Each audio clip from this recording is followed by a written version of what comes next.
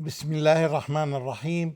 In the name of Almighty Allah, the entirely merciful and special merciful. Because Allah subhanahu wa ta'ala is merciful to all the creatures in this universe.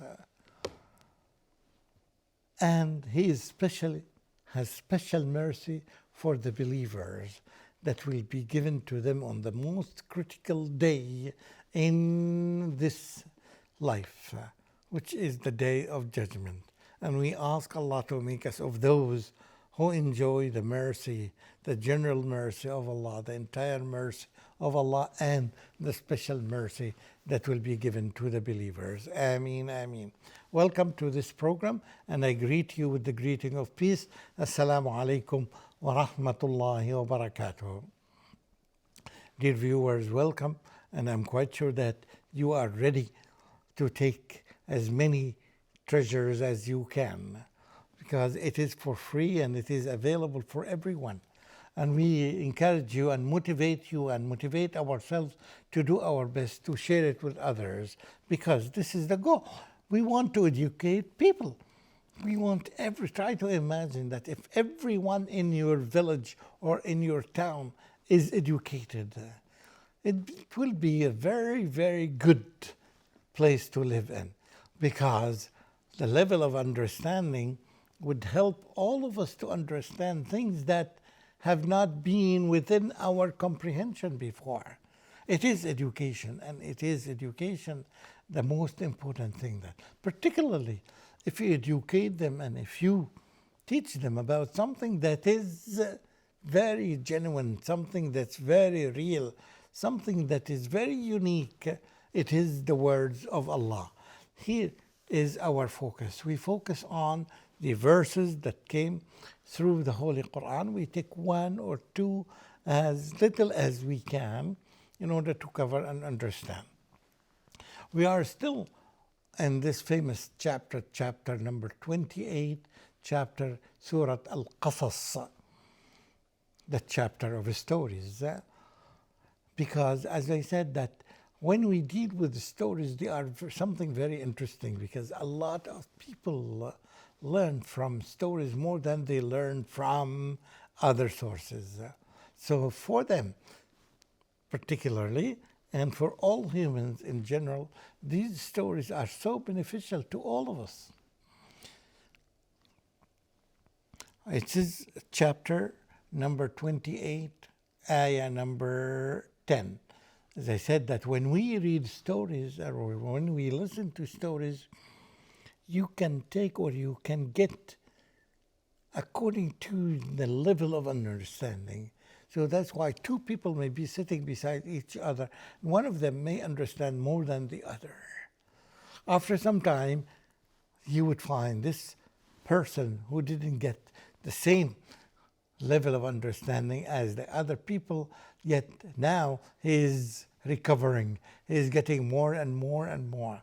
And the more you grow and the more you open up your hearts, that you perceive them as the words of Allah subhanahu wa ta'ala, the more you will be able to comprehend more and more. أعوذ بالله من الشيطان الرجيم. وأصبح فؤاد أم موسى فارغا إن كادت لتبدي به لولا أن ربطنا على قلبها لتكون من المؤمنين. This can roughly be translated as, and the heart of the mother of Moses, became empty from every thought except the thought of Musa, the thought of Moses. She was very near to disclose his case, i.e., the child is her own son. Had we not strengthened her heart with faith so that she might remain as one of the believers. Remember, in a previous episode, and many times, I covered this kind of ayah verse that says, وَلِلَّهِ جُنُودُ السَّمَاوَاتِ وَالْأَرْضِ. For Allah belongs all the soldiers, everything in this universe acts as an obedient soldier for Allah. Everything. And وَمَا يَعْلَمُ جُنُودَ رَبِّكَ إِلَّا هُوَ. And at the same time, nobody knows these soldiers, obedient soldiers, except Allah Himself. It's all very important to link the ayat with each other so that you would be able to get a global picture or a full picture of what's happening, how to understand. For example, here Allah subhanahu wa ta'ala told us that the heart of Musa became empty to the degree that she was so worried, to the degree that she might have disclosed what is in her heart. People might have understood the secret behind her heart. She could not control it, with difficulty to control her emotions and her feelings. She lost her child, apparently. This is not the case, but yet she was about to ask anybody. Anybody can tell from her eyes that she is looking for her child. Yet Allah subhanahu wa ta'ala comforted her heart, because Allah subhanahu wa ta'ala was preparing her to be a strong believer. Because of this soldier of Allah, this issue of belief, who is the one who puts belief in our hearts and in our minds? Ask yourself. If you are a believer, you would definitely know the answer, that it is Allah subhanahu wa ta'ala. This is something that is thrown into our hearts when Allah subhanahu wa ta'ala sees that we deserve it. And He is the one who selects, the one who requires and needs this, and the one who does not. As we will see in other verses, that Allah subhanahu wa ta'ala was telling us, إِنَّكَ لَا تَهْدِي مَنْ أَحْبَبْتَ. You can never guide those whom you love. It's not in your hand. It's not in my hand. It's not in His hand. It's in nobody's hand. It is in the hand of Allah. Guidance is related to Allah subhanahu wa ta'ala. And it is something that needs to be strengthened all the time in our hearts. And we need to remind each other, because this is one of the things that we learn from the Quran, is reminding other people about these issues. And here, but the most important thing is that you can never ever think of how this problem is going to be solved. As a human, of course. But as a believer, the impression that you know that Allah will do it, because you already have some background knowledge, prior knowledge about Allah subhanahu wa ta'ala. You know that, already learned that He is Al-Qadir, and He is Al-Alim. He is the one who knows exactly your exact feelings, your emotions, all the details that you have in your mind, that even you yourself cannot share it with other people because of the difficulty of the situation similar to this. Yet Allah knows it. You don't need to report it to Allah. Allah knows the secrets. Allah knows what is inside our chests, what is inside our hearts, what is inside our minds. You don't need even to say them to Allah, because Allah knows everything, the apparent and the hidden. Even if you have never disclosed them, if you have never shared them with others, yet Allah knows all the details of what we have in our minds. Not just one individual or two individuals, but every creature. Allah knows exactly all these details that are going on in our minds and in our hearts. This is something really great. It makes you comfortable. If you have argument with yourself, you say that if this is the situation, what else do you want? Allah knows your feelings, knows your needs, knows what you ask for, and He will do it. He already promised you in the previous verse that we discussed, that He already told you that we will bring your child back to you. Be sure that this will happen. And you already studied that Allah subhanahu wa ta'ala that never ever breaks His promises.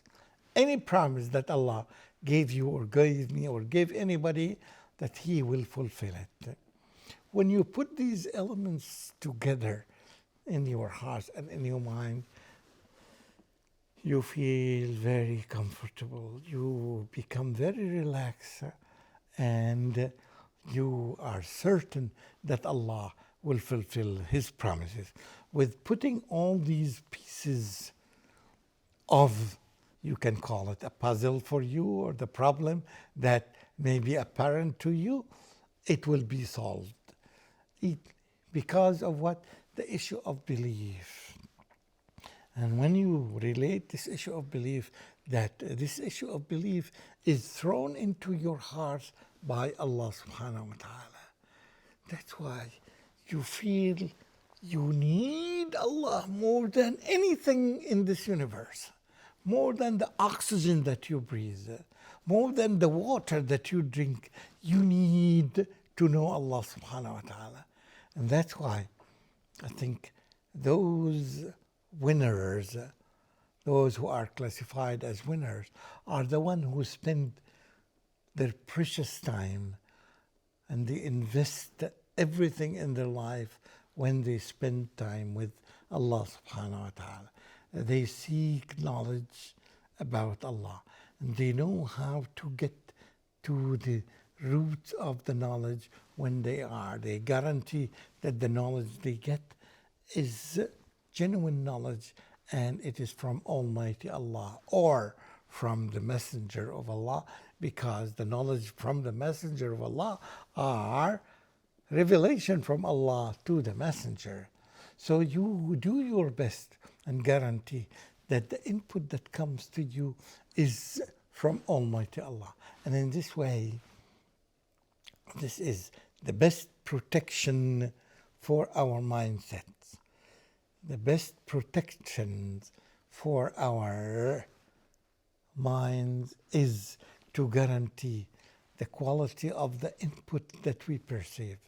Unfortunately, or let's do with this theoretically, if I am capable of putting all the pieces of information that I have on a table in front of me, and I try to examine them, and you will know where the source of problem. The source of the problem of a lot of people is that the misinformation they get.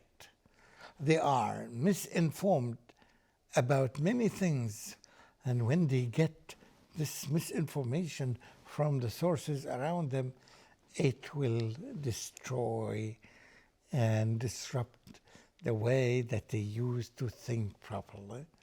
This is one of the things that you can notice, by the way. You can see the innocence in the children, young children.